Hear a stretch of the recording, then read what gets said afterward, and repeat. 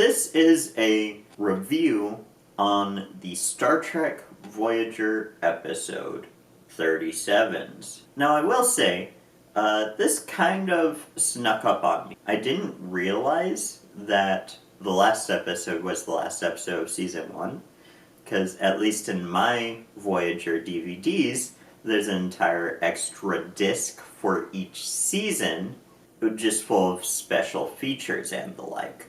But we're here to talk about the first episode of Season 2 of Voyager, the 37s. The beginning of this episode is kind of comedical, as it starts with the crew of Voyager finding this simple truck. They find it out in space, and it's quite entertaining, at least to me, watching the crew of Voyager sort of navigate around the truck and say things like, oh, this truck was prior to voice activation. This is before voice command activation, so there should be something in here called a key. Or Harry Kim asking, is this like an early form of hover car? And to which Tom Paris answers, No, you're about a century too early for that. This is about one step ahead of the horse-drawn carriage. And that sort of thing is just very amusing to me. This is how you can play the sort of far future setting of Star Trek in a way that is fun and comedical. So when they turn on the radio in the truck, they get a signal that leads the crew of Voyager down onto a nearby planet, which they have to land Voyager on. Now, why they didn't just beam down onto the planet, like you usually see in a Star Trek show. You don't usually see a starship on a planet in Star Trek. In Star Trek, the starships are usually built in space, and then you have to either take a shuttle pod up or use the teleporter to get onto the starship. But they landed here. I think they wanted to do something a little special because it was the opening of a new season. That's my guess. If there is a reason given in the episode for why they had to land Voyager instead of just beaming down, I missed it. So maybe there's a reason given. If you've seen this episode and you know the reason, leave it in the comment section, please. By all means, I'd be happy to hear. And that's right, this is the episode where they bring Amelia Earhart into the episode as a character, which I think is mostly really fun. The mystery of what happened to Amelia Earhart is something that has always entertained me. I just love sort of those conspiracy stories and sort of, just events in history, unsolved mysteries that sort of get mythologized? I don't know. It's just so entertaining when you have a story like Amelia Earhart, what could have happened to her? And then your imagination gets to take it all these places. Into your imagination. And I always like when science fiction sort of engages with like these conspiracies type stories. I'm thinking of the X-Files here as a big example of doing that. However, I will say, if I do want to nitpick, in the time period that this is supposed to take place in, I'm not sure how basic knowledge Amelia Earhart would be. The episode, Janeway at least kind of knows who Amelia Earhart is, but if you, modern day, asked a bunch of people my age, do you know who Amelia Earhart is? I can imagine a lot of them wouldn't know. So even further in the future, I think less people would know. But maybe Amelia Earhart is sort of a special interest of Janeway, right? Maybe she had some interests around that time that, led her to know kind of who Amelia Earhart is. I don't know. I could understand the argument that, probably no one would know. But in the episode, it does play it like it's less common knowledge. It's just Janeway who knows for whatever reason. Now, I'm not sure waking all of the people in stasis up at once was the best idea. You know, I would sort of like try and separate them and wake them up individually in less hostile sort of environments. I'm not saying you have to do like a whole sort of Captain America type setup and make them think they're still in the time and then sort of break it to them slowly. We thought it best to break it to you slowly. You've been asleep, Cap. But I'm just saying, I don't think waking them up all up on the spot is the exact best strategy. However, I also don't know what would be. So maybe they just wanted to be honest. I'm not sure. That doesn't mean that Martians have invaded Earth. Actually, it was the other way around. That line made me think, has Harry Kim read the C.S. Lewis novel Out of the Silent Planet? But then, you know, he carries on the line. He's just talking about how humans colonized Mars. I don't think probably Martians exist in the Star Trek universe. Star Trek kind of takes itself a little bit more realistic than something like Doctor Who, where Doctor Who's just like, oh yeah, of course there's Martians. And maybe there could be Martians. I don't know how much of Mars we've seen. And it's not long before the crew runs into what we're kind of led to believe is the aliens that brought the humans to this place. But we soon learn they're not aliens, but actually they're humans that were descended from the humans that the aliens brought to this place. They say that the humans were made to be slaves for the aliens before the humans rose up against those aliens. So I guess some of the humans they kept in stasis, and then some of them they used for slaves. Again, maybe there's a line that sort of explains that a little bit more in the episode. I just sort of missed. That's entirely possible. Again, if you know, leave a comment. And the humans that are awake kind of treat the stasis people with some sort of sacredness. Almost like they're religious figures or something like that. And they treat the signal, which came from Amelia Earhart's airplane, they treat that as, you know, being some sort of like a religious thing that they need to keep going or something. That's really interesting.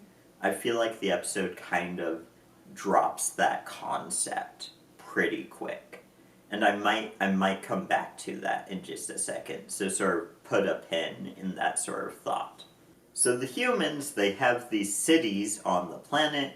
They offer to let anyone on Voyager move into those cities on the planet. Now, all of the humans that they woke up from stasis, they sort of decide that they're all going to stay on the planet. I think probably the reason for this is because it would be confusing if, for the rest of the show, Amelia Earhart was on the crew. Though that would be kind of fun. That would be a kind of fun show if it was Star Trek but Amelia Earhart is there. Now, the episode ends with who on the crew, Janeway and Chakotay, expect is going to leave and stay on the planet. And they're going to meet everyone who would like to leave in this cargo bay. And they're talking about how they'll be disappointed to see anyone leave, just to have the cargo bay opened to an empty room, implying that no one on Voyager wanted to leave.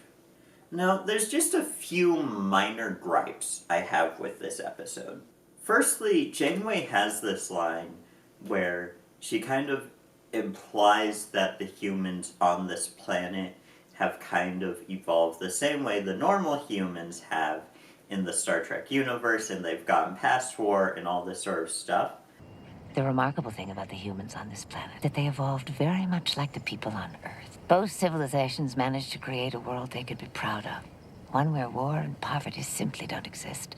And I feel like that's not really consistent with what we see from the humans on the planet. We see them sort of shooting first and asking questions later, as well as the previously mentioned, them treating the unconscious people as sort of being like religious figures, or like there's this sacredness to them. And it's like, well, if these humans are as advanced as the people on Earth, then, you would think they would know that the humans in the tomb, as they call it, like the stasis chamber, you'd think they would be able to know that they were just in stasis. So that part didn't really work for me.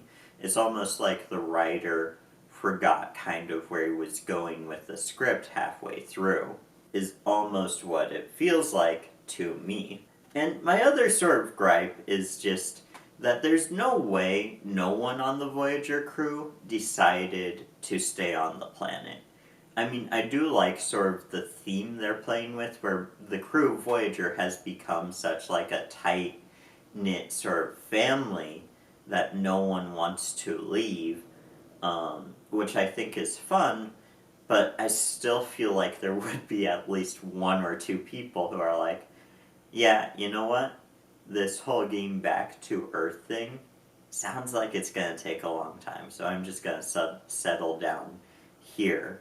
I don't know, it didn't necessarily feel realistic to me, but maybe no one would. And just the last thing sort of about this episode is the Amelia Earhart type character in this episode, to me, did not feel like what I would expect Amelia Earhart to feel like. Now, I didn't know the woman. I've never met her, as she's likely been dead for a very long time by the time I'm born. But I feel like at least the Amelia Earhart that exists in my head didn't match up with this actress or the way they played this character. And that's fine, I can't expect, like, everything to be written the way I would write it, A lot of people make that mistake with TV shows. Oh, they could have done this thing. And it's like, yeah, that would have been cool. And maybe you should write that story, but they don't have to write the story that you would write. And, with that being said, this is when we move to my new old portion of these review videos, the moral of the story.